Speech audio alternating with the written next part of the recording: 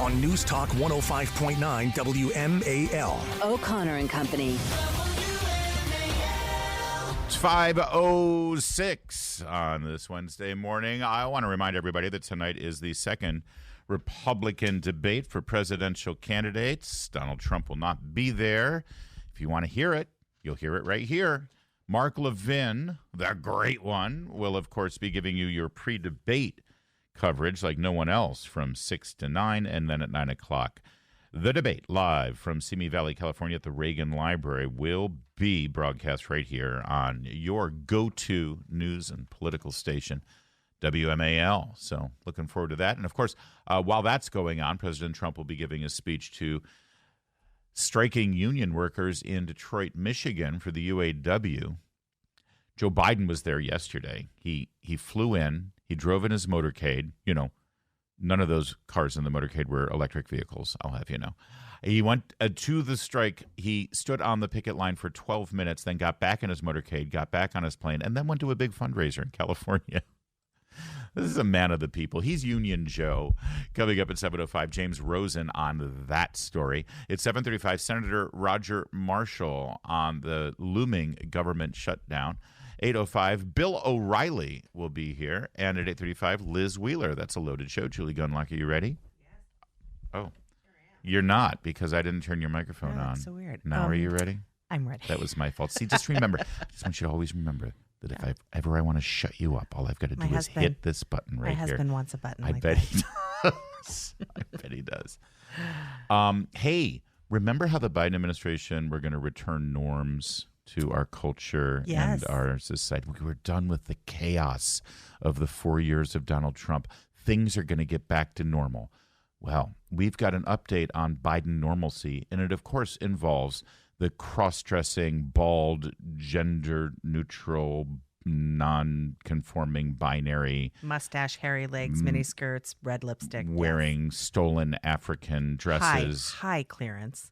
high nuclear clearance deputy secretary of the Department of Energy, who has been arrested for stealing women's clothing at airports. And wearing them to cocktail parties. Oh, yes. And red carpet affairs. Embassy events. And getting Vogue and Vanity Fair Yes. cover stories. Yeah, that guy. That really normal guy, Sam Brinton, who the Biden administration celebrated as one of their special members. Yes. We've got an update on him. It is now, he lived in Rockville. I guess he still lives in Rockville when he's not in jail. Right. The Montgomery County Police have confirmed now that all of the dresses that Sam Brinton stole from innocent women by picking up their suitcases at baggage carousels, allegedly, he did this. He's chronic, by the way. He's a klepto. He did this By the way, in don't Vegas. forget, he stole these from black women. Yeah, well, we know for sure one of them was from a black woman, a black fashion designer. Because he's a racist. And then wore them, culturally appropriated her Yes, designs. yes. That was the one he stole at Reagan Airport, allegedly. The other two thefts were in Minneapolis Airport, and the other one was in Las Vegas. Good memory. Allegedly. Of course, he's innocent until proven guilty. Of course, there's video, but Just okay. like Bob Menendez is innocent until proven guilty while he's got a gold bar stuffed down his underwear. All right. It's good to be a Democrat. Apparently, all of the dresses now that he grabbed from this fashion designer have been returned. This is Asya Kamsin. She's a Tanzanian fashion designer. She lives in Texas, was born in Tanzania, and she's the one who blew the whistle. She actually took to Instagram and said, hey, and just a picture of her wearing this beautiful fashion, and then showing this bald-headed, mustachioed, red lipstick-wearing champion of normalcy for the Biden administration wearing the exact same outfit. The MWAA Police Department can confirm we returned the victim's property, and police retained photos of the evidence for prosecution, said spokesperson Crystal Nosalt to Fox News Digital yesterday, adding that the Brinton case is still under adjudication, so MWAA, the lead investigatory agency, cannot release more detailed information at this time. They're being very tight-lipped. Have you noticed there haven't been any leaks about this. Oh, no, to the Washington absolutely. Post. Very respectful. And have you noticed the Washington Post doesn't seem to care No, about this story? no. All the reporting that I'm No. getting are from Fox News Digital and from Mia Cathell over at townhall.com. And it's interesting how Jake Tapper and other people and Rachel Maddow and others haven't had these panel conversations about the recklessness of letting insane people have these high clearances and access to some of the nation's most important nuclear secrets. I will also say, can we just back up on this story a little bit? Mm-hmm. The clothes has been returned. Yeah. Who would want that? Oh, well. Right? I keep thinking about this poor woman. Like, there's no dry cleaner in the country that can clean this clothes, like, So, well, that's fair. to the point that I'd wear them again. I mean, couldn't she just get a cash settlement? Let me just say one word to you. Smithsonian. These are going into the, are you kidding? These are No. going into the Museum Actually, you're probably right. of American They don't have history. anything on Clarence Thomas, but I bet they would have something on That's Sam Brinton. right. And Yep. you know that there are already plans in the work for the American LGBTQIA plus Yeah. Legacy Museum that will be, it'll be fabulous, by the way, and it'll be on the mall. And there will be a whole wing dedicated to this Sam guy Brinton. because And the he is a courage he had. groundbreaker. The courage he had That's right. to appropriate this woman. To steal it is a courageous move. It is a bold and courageous, noble move. Right. So brave. So brave. To steal an African American woman's suitcase and No, then not even American. go through. She's Tanzania. I don't I think thought she got her American because she lives did in she? Texas Oh, now. okay. Well, I'm not sure. Whatever. But sure, yeah. So she's spoken out. Comson reported the matter to the Houston Police Department in Texas, where she lives, on December of 2022. Boy, the wheels of justice churn slowly when it's a Biden. They're ready in Atlanta. They want 6 weeks, and then they want to bring the entire Trump cabinet in for their criminal charges and trial. But here, this guy, bald-headed, mustachioed, red lipstick wearing, F me pump wearing, stripper shoe, African dress stealing, cross-dressing, very serious Secretary of the Department of Energy deputy. His trial is taking, it's going to be 5 years until this thing finally gets settled, and he'll write his tell-all book and have an Oprah interview. Or no, he'll be on The View. He'll be the new woman on The View. He'll be in a pashmina walking on the beach, just like Cassidy Hutchinson once this week. Yes. I called to say, hi, I'm with the FBI. I'm working on the case. Then my wife gave him the information, and we didn't hear anything. We don't know whether the case is on. We don't know whether the case is cold. Her spouse told Fox News Digital, her husband told him. Quote, this is where I get nervous about the fashion designer who's trying to get justice for her culture and clothes being stolen and appropriated by this dude. Here's the quote. Are you ready? The investigation is in good hands with the FBI. Oh, no. Oh, we got to get to this woman. We got to explain she hasn't been following the news. She's probably a New York Times reader. I'm waiting on them. They will do the right thing. Right. Sure. There you go. Well, at least we know her clothes are back in her possession. And what she does with them, I don't know. It's hard to say. Brinton was booked in the Montgomery County Detention Center's Central Processing Unit with a no-bond status as he awaited extradition. I love how Mia writes over at Town Hall, the sticky-fingered globetrotter was stuck. I bet he's got sticky fingers. God. Stuck in a men's jail, which houses inmates based on biological sex. Upon transfer for a 2-week period, Brinton was jailed in Virginia before being freed on a $5,000 Look, with that bond. mustache, he has not transitioned, okay? I'm sure he's still... So he's fine. Now that he's in the men's jail, he continues to have sticky fingers. News. Live From the Home Paramount Pest Control Studios. Home Paramount, the leader in pest control since 1939. It's here. Download the new WMAL app and listen anywhere you go, anytime you want. What I need is justice now. And I believe there is justice. Well, I believe that too. Has he reached out to you, the man who clearly stole your luggage, Sam Brinton? Has he called you or returned these dresses? No. No. No, not so much. Nope. There she is. She wants justice now, and she says the investigation is in good hands with the FBI.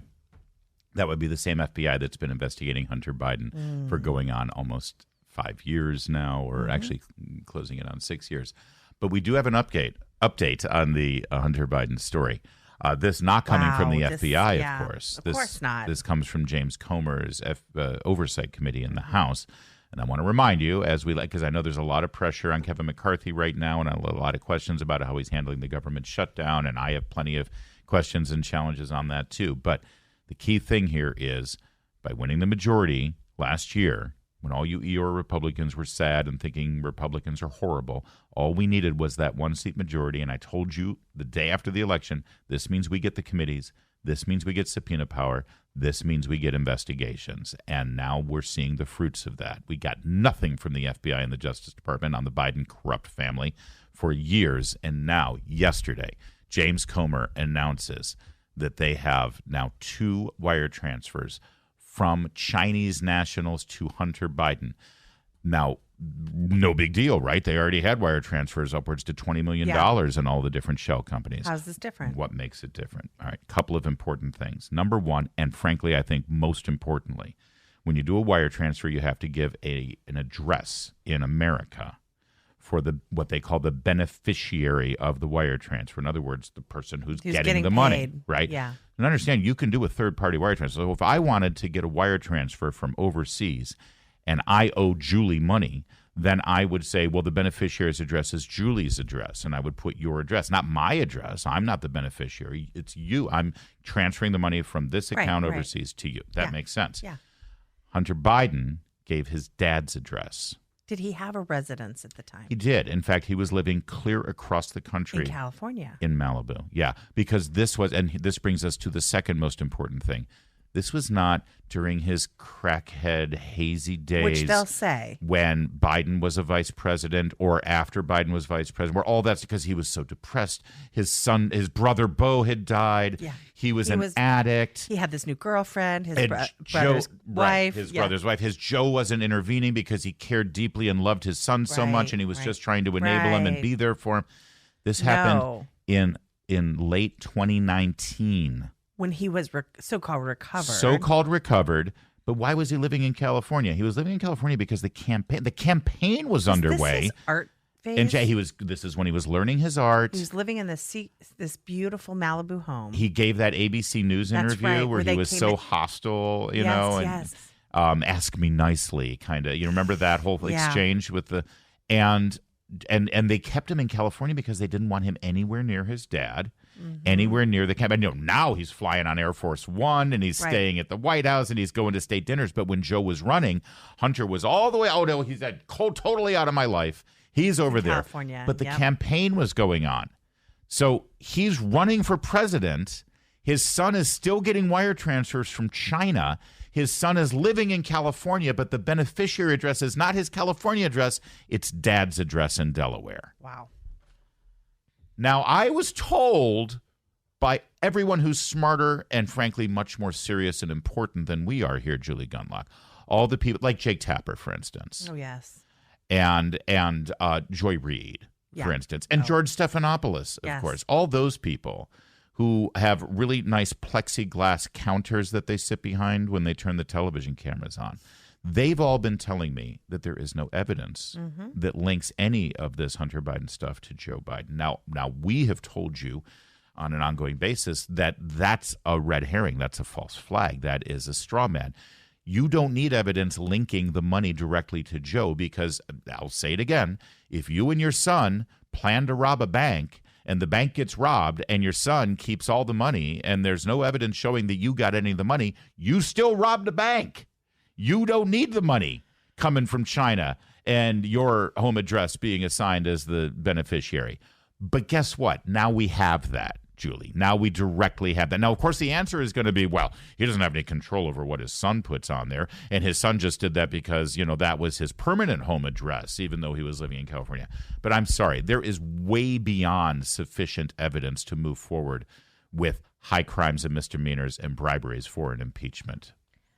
It's interesting how Hunter's Abby Lowell, who's Hunter Biden's attorney, also Bob Menendez's attorney. Yes, he gets all the best clients. Yeah. He has responded to this by saying that the Wilmington address was was Biden's only permanent address at the time. The interesting thing is, I do wonder, was the California home rented? It was. Okay, so that's going to be the excuse. He's going to say, well, he didn't have He didn't Right, own a home. but he didn't own this home I either. I know. It's his. Exactly. He's 50 years old and he's putting daddy's address there. He didn't own either of the homes. Well, and I'm sorry, when you rent a place, that is a permanent address. Yeah. And he also says, Abby Lowell, in 2007, Hunter Biden made a substantial investment in Bohai Harvest Rosemont Partners, where Lee, and this is the guy who made the transfer, this is the Chinese man, Lee, was CEO of Rosemont Partners. So what they're going to say is this was just, they made an arrangement. I'm sure that's what they're going to say. I know this is, and because it wasn't a permanent address, he put daddy's address. I mean, Absolutely. yes, a 50-year-old man who has to put his daddy's address. I mean, Right. it's embarrassing, one, but the idea that they think this is going to pass the smell test. There is so much more evidence against Joe Biden for high crimes and misdemeanors and bribery than there ever was against Donald Trump during both of the impeachment proceedings. And speaking of impeachment, tomorrow will be the first hearing under the new umbrella of impeachment inquiry. The oversight panel will be conducting this. Don't expect a lot of fireworks and smoking guns. It's going to be a lot of green eye shade stuff, but it's important. There will be 3 witnesses, all of them focused on either forensic accounting or Eileen O'Connor, no relation, former Assistant Attorney General for the DOJ's Tax Division. And then this might be the most news-bitey of all and sound-bitey, Jonathan Turley, Professor of Law at George Washington University. He'll be giving his analysis on this and how a Justice Department is supposed to behave when charges like this are in front of them. We've got more on this huge, huge development in the Biden corruption scandals later in the program. Right now, it's 5:24. Making sense of your world. Thank you guys for all that you do. News Talk 105.9 WMAL. I listen to you every day. Making sense of the now. On News Talk 105.9 WMAL. O'Connor and Company. It's 5:37 now on O'Connor and Company. Thanks for tuning in here on this Wednesday morning. And boy, it's a busy news cycle because of all the corruption in this White House, all the scandals, and of course Joe Biden tripping and falling down the steps of Air Force One. There's all that stuff. Oh, he didn't fall technically, but one of those. Whoa, okay, he's all right. Can you imagine Rumbling, the bumbling, white knuckling there? It's 7:05 James, and that's on the short stairs. Right. They got him coming down the little short stairs. It's like the little short But people bus. are still talking about Trump going down that ramp. 7:05 James Rosen will join us. He's covering the White House for Newsmax. 7:35 Senator Roger Marshall on the looming government funding issues. 8:05 Bill O'Reilly. 8:35 Liz Wheeler. Okay, another scandal. The special envoy for Iran, Robert Malley. This is who Joe Biden picked to be the point person on all of the negotiations around that would involve these prisoners that have just, have you ever sat and wondered, it's like, why are we so intent on kowtowing and bending over backwards and being nice to this evil regime who calls us the great Satan and wants to erase Israel from the planet? When I first came to Washington, we were talking about this. I mean, it never ends. It never ends. It is relentless. And it will never end. They're, the mullahs in Iran, the Shiites, they're in this for the long haul. Yeah, they are. They see this as a centuries-long jihad, Yes. all right? So not only are we, we did this so-called prisoner swap, but it wasn't a prisoner swap. They got their prisoners. We got our prisoners. They also got $6 billion. Yeah. And what are they going to do with that? They're going to oppress their people, and they're going to fund terror regimes in the Middle East. Which the White House and the State Department claims isn't a payoff, right? No, not at all. Because we don't negotiate with terrorists, except we give them $6 billion. So why are we doing that? Why are we walking over broken glass to try to revive this nuclear agreement that will basically hand them the technology that'll give them a bomb? Trump properly pulled out of that the second he had an opportunity. Remember, Obama entered into this agreement, and there's a reason why they didn't treat this like a treaty so that he would have the Senate actually approve it. They actually circumvented the Senate, and it's because they knew the Senate wouldn't approve of it, including the Democrats. So why are we so intent on reviving relations with Iran? Well, let me tell you about Robert Malley. Robert Malley was the chief envoy for the Biden administration's Iranian policy until June, when he was put on leave and his security clearance was suspended, and it was announced that he was under investigation. And now some reporting from Semaphore, after they've looked at thousands and thousands of emails, has revealed that 3 of the appointees that Robert Malley put in place at the Department of Defense, and also I believe one of them at the State Department, belonged to a thing called the Iranian Expert Initiative, IEI. This was something that was set up in 2014 and funded by the Foreign Ministry of Iran. In other words, this is something that was the bad guys. The bad guys. This was something that was dreamed up and created by the Foreign Ministry of Iran, representing that government. So it's a governmental brainchild. And IEI got about 8 or 9 second-generation Iranian Americans properly placed on certain think tanks and to write columns and to write white papers and to advise. They'd show up on television and talk about American-Iranian policy. And again, this was the brainchild of the Iranian Foreign Ministry, and so obviously their job was to say, we need to rethink America's position with Iran. We need basically to sell the idea of loosening up our relationship with Tehran. They sold the idea on behalf of the Iranian government to normalize relations and to get to this place where we are right now. Well, Robert Malley actually brought 3 of the people from that Iranian Expert Initiative into the U.S. government.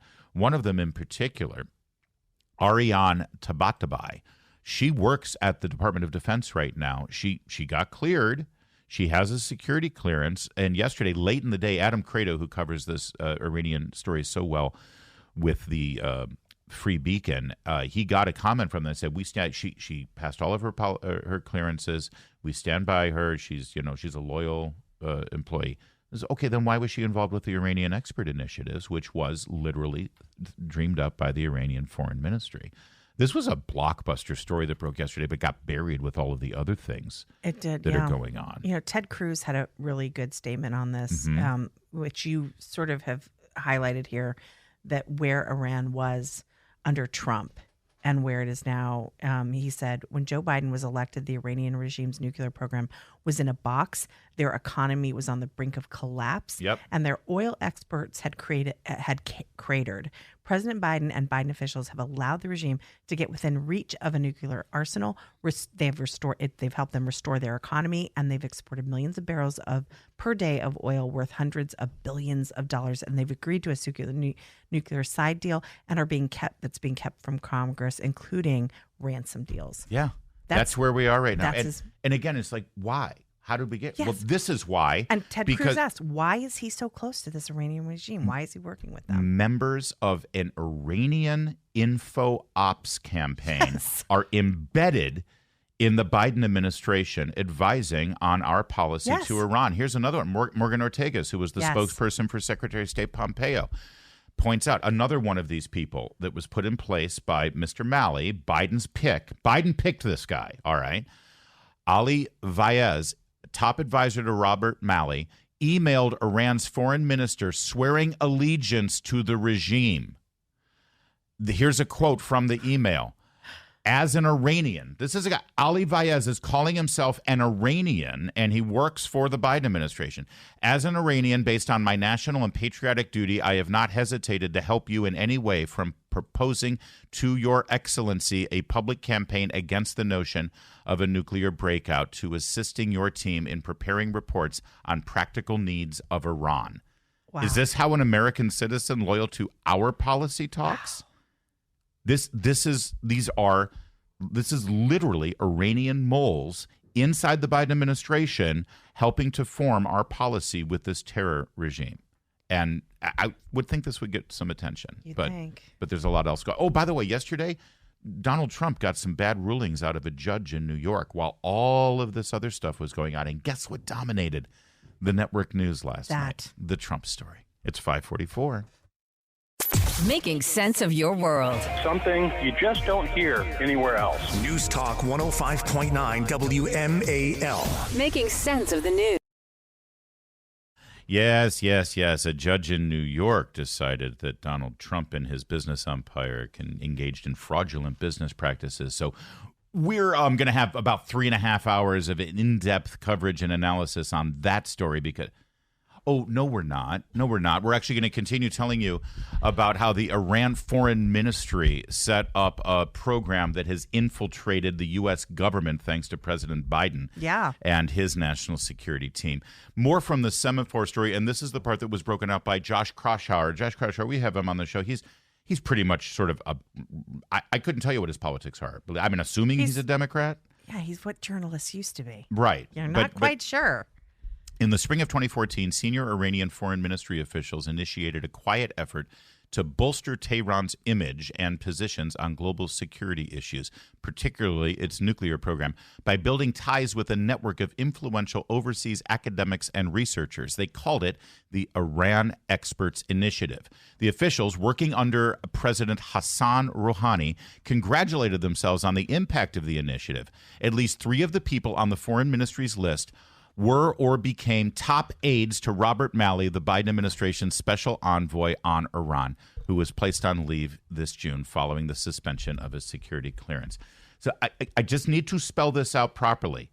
And this isn't like, the UK, Britain has come up with created a team of, expats living here who advise on. This is Iran. No, yeah. This is the foreign ministry of Iran who secretly created this initiative to get Iranians, second-generation Iranians, infiltrated into power positions, and the Biden administration welcomed them with open arms. And power positions that will influence policy. Regarding their nuclear program. Yeah. The communications reveal the access Rouhani's diplomats have had to Washington and Europe's policy circles, particularly during the final years of the Obama administration. Katibazda wrote this week on March 11th and said that, I'm quoting one of the emails, said that he had gained support for the IEI from 2 young academics, Ariane Tabatabai and Dina Esfandiari, following a meeting with them in Prague. We 3 agreed to be the core group of the IEI. Tabatabai currently works at the Pentagon for the Biden administration. She's a political appointee, of course. So I guess first of all, the media needs to focus on this more than just you and I are here, and hopefully they will. This is a blockbuster story that our administration is literally, as we speak, infiltrated with operatives who have been empowered by the foreign ministry in Tehran. Yeah. All right. And they're advising on Iran policy. Number one. And they know it, by the way, because the chief envoy is now suspended with his security clearance and he's under investigation. So I would think everything that he does and all the people he brought in should also be suspended with their security clearance suspended. That's number one.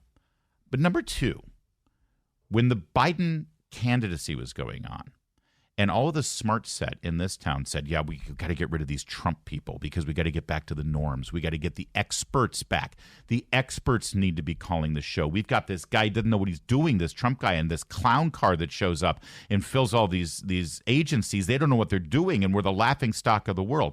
Well, now the experts are back in charge, and look who the experts are. Yeah. They're literally working for and paid for by our enemies. By our enemies.